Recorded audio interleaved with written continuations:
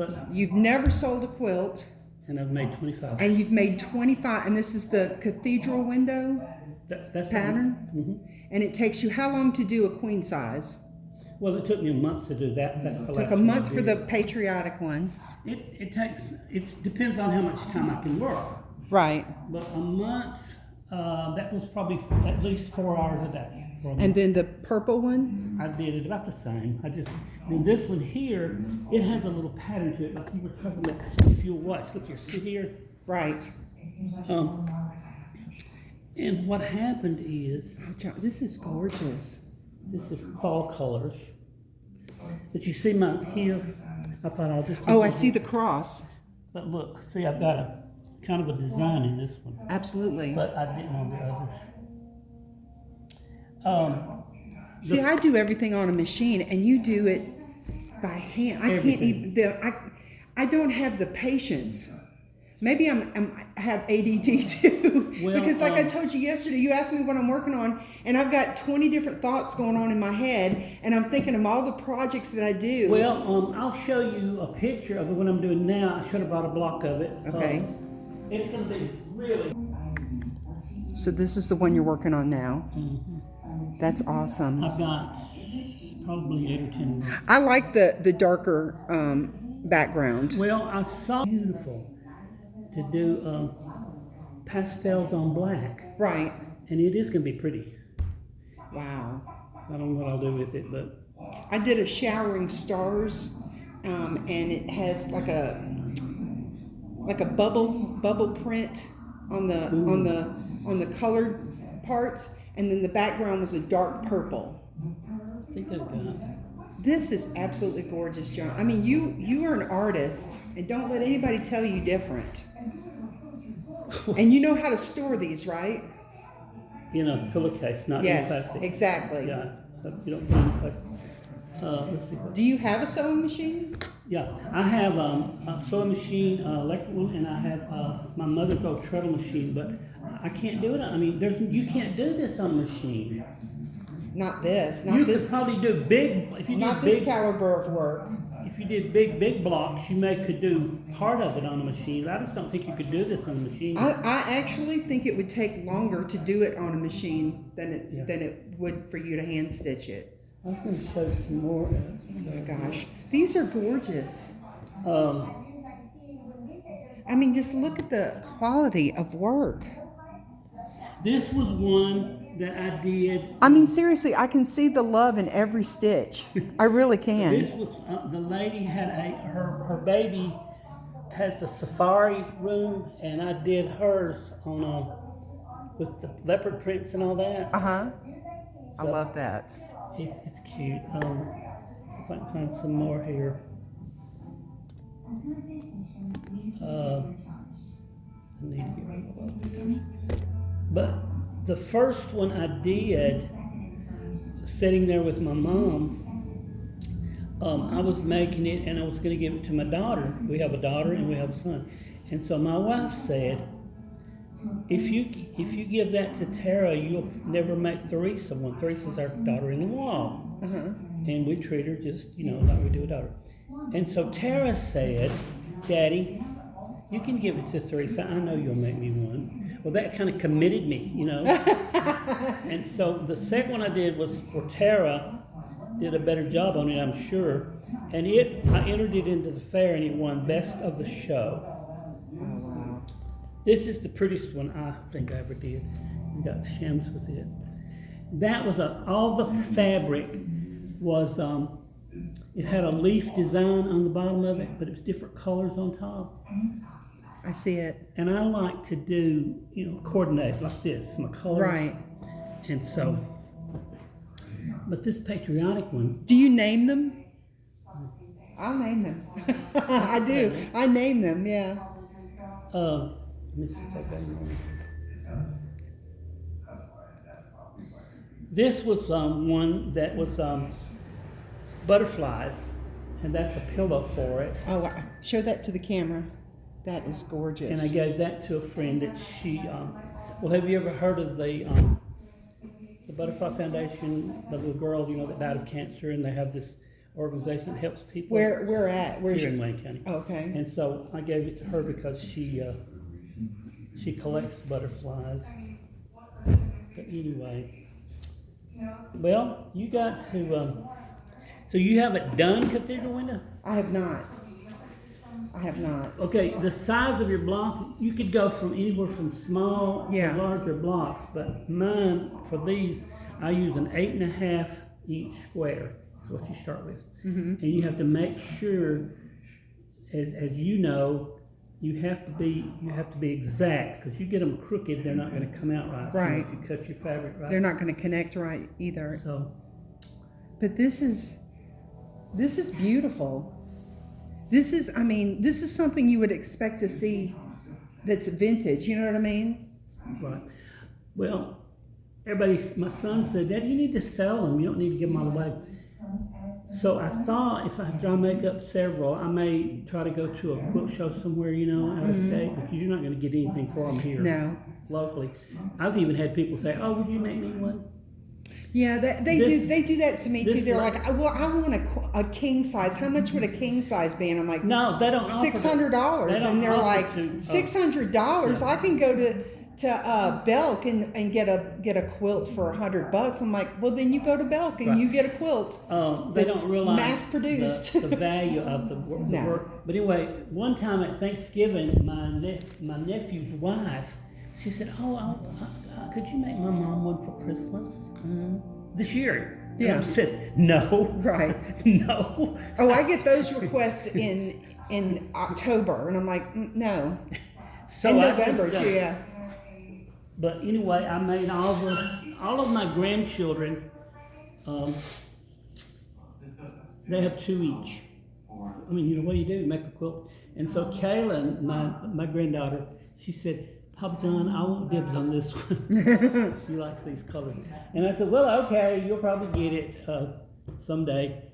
But they're so cute. They love them. And my daughter Right. loves quilts. A lot of people don't pay any attention to that. But they were meant to be used. They weren't meant to be put in a box and stored. Exactly. Because the next generation is not going to That's what I care. want them to do. Is not going to care. Especially if you make a quilt for someone and you gift it to them, or I do, especially, I expect them to use it. That's what they were meant to. They were meant to be loved and used. Well, and I think they're beautiful coverlets on a bed. oh yeah. Just dust ruffle, and so all of these are big enough to do queen size bed, Right. to hang off. Because I make them like almost like a king, Right. But they hang off pretty on a queen. And most people have queen beds now, more Right. than just a full size, Right. And so Well, quilting in itself is a dying art, I believe. I mean, I agree. now there are a lot of people that are doing it,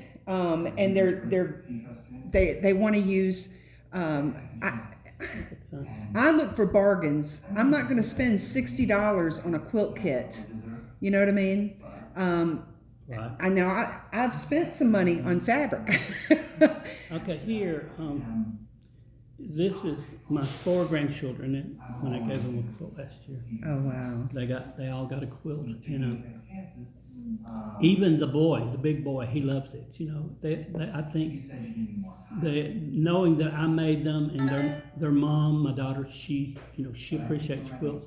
You know what she will do? She finds old quilts at a yard sale or a estate sale and brings them home and wants me to repair them. Like, hey, Daddy, these are torn and raggedy looking. Can you hem this or stitch this up? Yeah. She just loves to find old quilts. But you know what? And that's perfect too. Get a quilt. Get an old ladder. You can make a ladder actually from some wood pieces at Lowe's. But hang them up out of direct sunlight and enjoy them. They were meant to be enjoyed. They weren't meant to be put away. Even if they're in disrepair, fold them up to where the best part is showing. Exactly. And hang it on the wall. I agree. But they were meant to be loved. But quilting is a dying art, but especially hand quilting, I know very, very, very few people that do hand quilting. There was a quilt guild in Cherokee that finished all hand quilting. I love these colors. I do too. I tried to keep all, because those were kind of colored, like fall colors. Right. So, but anyways, what I'm working on now is that black with pastels, and I haven't gotten into it as much as I hurried with this one. I worked real hard on it because she's graduating sometime this month from law school, and I'm going to take it to her next week. She'll be, Well, I'll bring you scraps this lady, if you use them. So, what size are these blocks? 2.5 inch? the little block, Yeah, probably 2. 2 to 2.5 inch. Yeah. So, Almost any piece of fabric I can get little blocks out of, just pieces of fabric. but is that really the smallest that you work with? No, on a child or a baby quilt, I use small blocks, like an inch square. Really? So you can use as small as an inch? Oh yeah. Okay, well then I'll bring you my scraps. There's a lady that I know that makes baby doll clothes, and she lives in I think Tishomingo, Belmont. Well, there's a lot of stuff in that box. I can't wait to go through it. Oh, there's a lot of stuff in there. I promise you. Cool. Yeah. Get the colors together. I'll be so excited. I'll have my next quilt lined up after the black one. Well, this is I beautiful. talked to this lady one time. Before my mom passed away, my mother had a quilt top, and mother used to quilt, hang them up and quilt all that. And I don't know how to do that, but anyway, I called this lady and I said, "Do you quilt?" And she said, "Oh yeah." And I said, "Well, I've got a quilt. I'd like to get quilting." She said, "Well, you don't quilt in the summertime." And I was like, okay. I quilt all year round. But my mom said that years ago, women had gardens and all this work outside all summer long, and then canning and all that. And then in the wintertime is when they were kind of, blocked in, and they'd get together and have neighbors would come together, and they'd have 3 or 4 women come in and they'd quilt, Oh yeah. in 2 days. And my mother. Yeah, they had quilt frames that took up a whole room. My mother would say to me, she said, "I used to quilt." And she had Alzheimer's. And I said, "Oh yeah, I know you did." She said, "I don't know if I've ever made one like this or not." And I don't think I have. I said, "No, I don't think you have." And the next day she'd say the same thing again. She'd say, "I used to quilt." I said, "Yeah, I know you must." And so when we were growing up, we lived in big old houses. We grew up on a farm, and we lived in an old farmhouse that was very poorly insulated and no heat in every room. And mother would pile so many quilts on us at night when it was cold. You get in there, you could stay warm, but you couldn't turn over. Right. And she would say, It's the original weighted blanket, huh? she would say, "Well, I didn't want nobody to get cold." Yeah. Until she died, she would say that, and she had central heat and everything then, But in her mind, she thought she had to I'll put another quilt on your bed, and I'm thinking, Yeah. okay, and I'll fold it and put it back in the closet because I don't need another quilt, but you can't tell her that. She's wanting to keep you warm. I miss those days. Just the smell of my grandmother sitting on the couch and holding her hand and just talking to her. And that was precious. I remember both my grandmothers. I remember But, she people showed her today, love they with don't take the time to love she each showed other. her love with cooking, with everything she cooked, with quilting. Mm-hmm. She showed her love in how she cared for you, brush your hair, give you a bath. And today, kids are like that right there. Yeah, I'm exactly. serious. And they're not. We had to work. We grew up on a farm, and my dad would say, "Get your cap." Yeah. When you go outside, you had to wear your cap, and when you come in, pull that cap off. And he had all these, old stuff. But you worked from the time I was 7 years old, or 6 or 7 years old. I had to keep up, Right. my work. And I grew up, and I don't have a regret at all. I hated farm work, and I always knew I would never grow up to be a farmer. But I look back and I really appreciate my raising and my parents. We was a big family, and we never went hungry, and we always had clean clothes. And you look back and say, how did mother do it? How did, when I'm trying to when I cook a big meal for my kids come home and the grandkids there, and I'm like, how did mother do this every day with big meals? You know what I mean? Yeah. And you just had to cook what you got. You couldn't run to Piggly Wiggly and get something to fix for supper. You had to cook what you had grown or had purchased. And she would make big pans of biscuits every morning, and we had we had eggs. Normally, always had eggs, and we always had milk because we grew. We had cows. Right. But if the hens weren't laying and you didn't have milk, you didn't have eggs, and maybe you didn't have meat, you had biscuits and gravy. And I love biscuits and gravy today, but back then you think, oh no, is this all we got? Yeah. And she would make 3 big old pans of biscuits, and you would eat. Normally, you had some kind of fried pork and eggs and meat and gravy and biscuits. And then she would cook some while we're eating, so you could have a hot biscuit with butter and molasses or jelly. Right. And I look back on that and I think, oh, what a life, It's just how many people grew up that way, Right. It was And even if they never said it, everything about them just screamed, "I love you." I know. It's So concerned about you all the time. all the time, all the time. Make sure you were warm when you went out. Make sure you had the clothes on. Family was everything, especially to my grandparents. Family was everything, and it was a different time too, because I remember, they had welfare and charity and stuff like that back then. But I remember, my grandmother cooking an extra casserole. And said, "Here, take this down to the next door neighbors, because maybe his crops didn't come in, or they were down on their luck or whatever. But it wasn't a go bring this to them and say, we heard you're having trouble feeding your family. No, my grandma made this extra casserole. She thought y'all might enjoy it. Thanks, bye."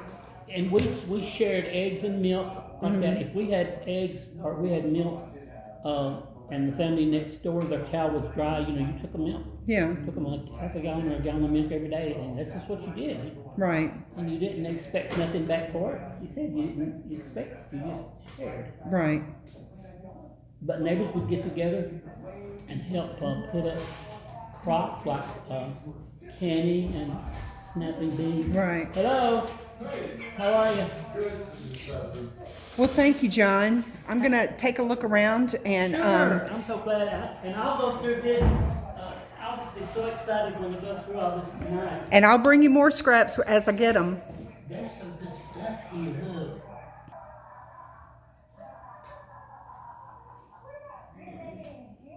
This is the Wayne County Visitor Center in Collinwood, Tennessee.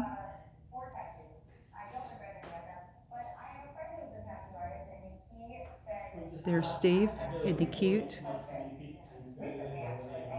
This is a great stop along the Natchez Trace, especially if you are a cyclist, motorcycle cyclist. But he did that out of his time. Yeah, I see that. And then this lady that did this, and it's done on the machine, of course, as you see. Right.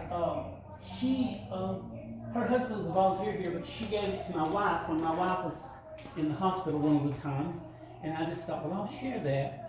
It's small, but it's pretty, isn't it? Right. She did that. I try to change things real often, and I'm reluctant to put mine up because I don't want people to think I just kind of. I think you should. But my friend said, put your quilts up. We need to put 2 quilts up. You need to. So I'll probably put them up there. These are the cutest things. Look here, I've got a book with you. And you did like that? Yep. On the page you're on. Mm-hmm. I never thought of that, but I love it. And I'll give one to my wife too. There you go. She'll have one of her devotional books laying there by her, and that way she wouldn't have to look at the pages. Yeah, and if there's anything sewing related that you're looking for, you message me and I'll find it for you. Yes, right here are the cutest things. Yeah, those were some fat quarters that somebody had given me. I've got my little grandson will love this because it's got these superheroes on it. Now, is the shower open? Yeah. Okay, so it's just in the bathroom? Oh, no, it's locked. But okay. Right here we got the key. Okay. I just wanted to check it out. Not that one. I took a shower yesterday. So.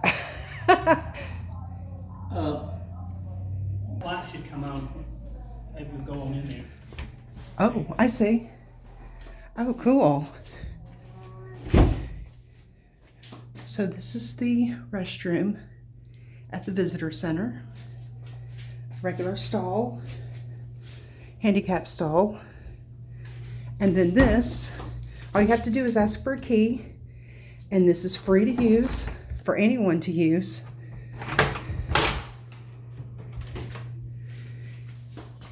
And this is a shower. And it is handicap accessible. Bring your own towel. They do have towels that they can loan you if you don't have one. But this is free at the visitor center. With scraps, and thanks for coming by. Thank you, John. We love to have friends that return again, okay? Okay, we'll see you next All time. right, be careful and get him home in time to go to work. I know.